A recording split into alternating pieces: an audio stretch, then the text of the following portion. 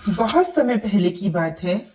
वरुण एक छोटे से गांव में रहता था, जो खेती करके अपना जीवन चलाता था।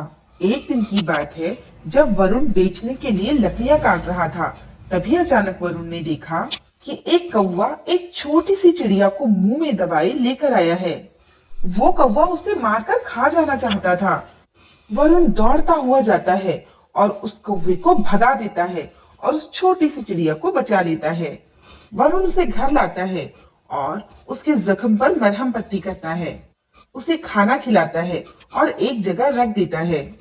कुछ समय बाद वो चिड़िया ठीक हो जाती है और वरुण से कहती है, हे नौजवान युवक, तुमने मेरी जान बचाई, उसके लिए तुम्हारा बहुत बहुत शुक्रिया। मैं तुम्हें कोई तोहफा देना चाहती हूँ। नन्ही चिड़िया उड़कर चली जाती है और थोड़ी देर बाद वापस आ जाती है। उसके चोंच में एक छोटी सी पानी की बोतल होती है। वो वरुण को देते हुए कहती है, हे लकड़हारे, ये जादुई पानी की बोतल है, तुम इसे रख लो। इस पानी का जादू ये है कि ये बदसूरत को खूबसूरत और छोटे को बड़ा कर सकता है, लेकिन इसका ज्यादा इस्तेमाल नहीं करना, नहीं तो जादू उल्टा हो जाएगा। इतना कहकर वो नन्ही चिड़िया वहां से उड़ गई। वरुण ने पानी की बोतल को खोलकर देखा तो उससे बहुत अच्छी खुशबू आ रही थी। ये पानी बहुत खुशबूदार है, लेकिन शायद ये मेरे किसी काम का नहीं। ऐसा कहकर वरुण पानी की बोतल को एक तरफ टांग देता है। समय बीतता जाता है और वरुण उस पानी की बोतल को भूल ही जाता है। कुछ महीनों बाद वरुण की शादी हो जाती है। वरुण की दुल्हन साक्षी एक किसान की बेटी थी। बचपन से खेतों में काम करते करते साक्षी काली हो गई थी और बदसूरत भी, लेकिन तब भी वो वरुण को बहुत पसंद थी।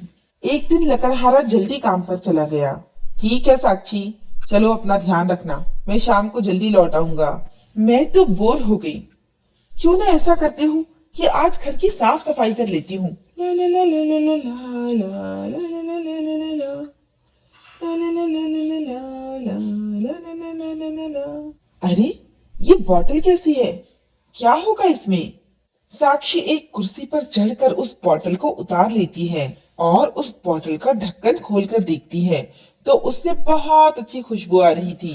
अरे लगता है ये सुगंधित पानी है, इसे मैं अपने नहाने के पानी में मिलाऊंगी, मेरे पूरे शरीर से खुशबू आएगी।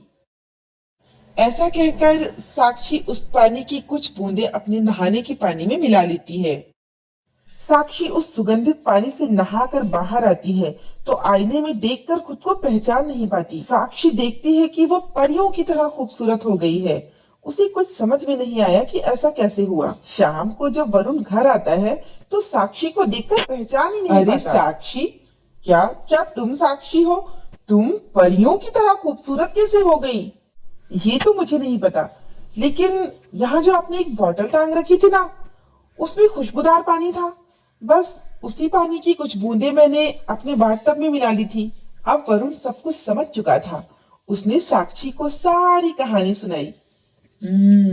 अच्छा सुनो, मेरे पास एक बहुत अच्छा प्लान है। क्यों ना हम अपने खेतों के तरबूजों को ये पानी दे? इससे हमारे खेतों के तरबूज बहुत बड़े हो जाएंगे और हम उन्हें मार्केट में बेचकर अच्छा पैसा कमा सकते हैं। वरुण को साक्षी की बात जम गई। दोनों खेत में गए और उस पानी में से कुछ बूंदे निकालकर खेत में छिड़क दिया। थोड़ी ही देर में जादू से तरबूज बहुत बड़े हो गए। दोनों पति पत्नी मार्केट में तरबूज बेचकर अच्छा पैसा कमाने लगे और उनका जीवन भी अच्छा चलने लगा। एक दिन सुबह सुबह वरुण ने अपनी पत्नी से कहा, साक्षी ऐसा करो, आज तरबूज लेकर तुम मार्केट चली जाओ, मुझे बहुत सारा काम है और खेतों में पानी भी तो देना है। जी, जैसा आप कहें। साक्षी तरबूज लेकर बाजार चली जाती है। उसी दिन राजा मार्केट का चक्कर लगाने के लिए बाहर निकलता है।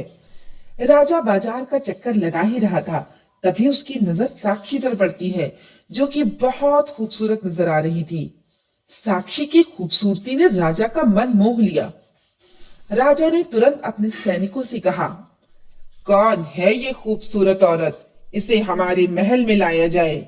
इतना कहकर राजा वहां से चला गया। उसके सैनिक साक्षी को पकड़कर महल ले आए। आपने इस तरह मुझे यहाँ क्यों बुलवाया है?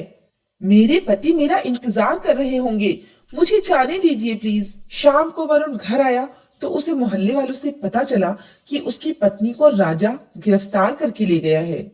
अब वरुण बहुत दुखी रहने लगा। उधर साक्षी महल में चुपचाप गुमसुम रहती थी, ना ही बोलती थी और ना ही मुस्कुराती थी। वो सारा दिन बस चुपचाप बैठी रहती थी।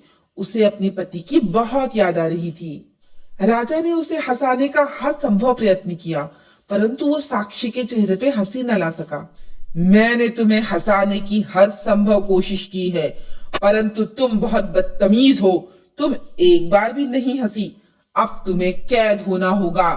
सिपाहियों, इसे ले जाकर महल की सबसे ऊंची मंजिल में कैद कर दो, और जब तक ये हंसे ना, इसे किसी से भी मिलने की इजाजत नहीं होगी। उधर वरुण साक्षी की याद में बहुत परेशान था। मैं इस तरह चुपचाप नहीं बैठ सकता, मुझे अपनी पत्नी को बचाना ही होगा। वरुण ने एक बड़ा सा तरबूजा अपनी रेहड़ी पर रखा और नीचे जादुई पानी की बोतल भी रखी, और वो निकल पड़ा साक्षी की तलाश में। वरुण महल के सामने जाकर आवाज लगाता है, बड़ा सा तरबूज ले लो, बड़ा सा तरबूज, विशाल तरबूज ले लो, विशाल तरबूज। साक्षी ने जैसे ही वरुण की आवाज सुनी, वो दौड़कर खिड़की पर आई। साक्षी ने जैसे ही वरुण को देखा, वो बहुत खुश हो गई। वो हंसने लगी, मुस्कुराने लगी, वो खुशी से झूम उठी। जब पहरेदारों ने सुंदर स्त्री को हंसते हुए देखा तो दौड़कर राजा के पास गए और कहा, महाराज, हमने अभी अभी एक तरबूज बेचने वाले की वजह से खूबसूरत महिला को हंसते हुए देखा। अच्छा, उसे तुरंत पकड़कर हमारे पास लाया जाए। सिपाहियों ने वरुण को पकड़कर राजा के सामने हाजिर किया। तरबूज वाले, तुम्हें देखकर वो खूबसूरत महिला मुस्कुरा उठी। क्या तुम उसे फिर से हंसा सकते हो? वरुण ने हाँ में सर हिलाया। सिपाहियों, उस खूबसूरत स्त्री को नीचे लेकर आओ। थोड़ी ही देर में सिपाही साक्षी को नीचे ले आए। साक्षी सारी बातें समझ गई। उसने देखा कि वरुण खतरे में है। अब साक्षी को समझ नहीं आ रहा था कि वो क्या करे। फिर अचानक साक्षी ने देखा कि तरबूज के नीचे जादुई पानी की बोतल रखी थी। साक्षी को याद आया कि वरुण ने बताया था कि जादू के पानी का ज्यादा इस्तेमाल करने से जादू उल्टा हो जाएगा। साक्षी ने तुरंत वो बोतल उठा लिया। साक्षी ने उस पानी की बहुत सारी बूंदें अपने ऊपर डाल ली और साक्षी पहले की तरह बदसूरत हो गई।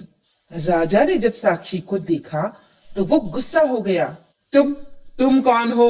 वो खूबसूरत औरत कहाँ गई और तुम यहाँ कैसे आई? महाराज, मैं ही वो खूबसूरत औरत हूँ। महाराज, मैं इस जादुई पानी की बोतल की वजह से खूबसूरत हुई थी। अच्छा, तो ये जादुई पानी की बोतल है, लेकिन मैं कैसे मान लूं कि तुम सच बोल रही हो? राजा को यकीन दिलाने के लिए साक्षी हॉल में लगे पेड़ में पानी की कुछ बूंदें डाल देती है। पानी डालते ही वो पेड़ अचानक से बड़ा हो जाता है और राजा को भरोसा हो जाता है कि ये जादुई पानी है। ठीक है, लाओ, जल्दी से ये बोतल मुझे दे दो। राजा क्रूर होने के साथ साथ बहुत लालची भी था। उसने साक्षी की पूरी बात सुनी ही नहीं।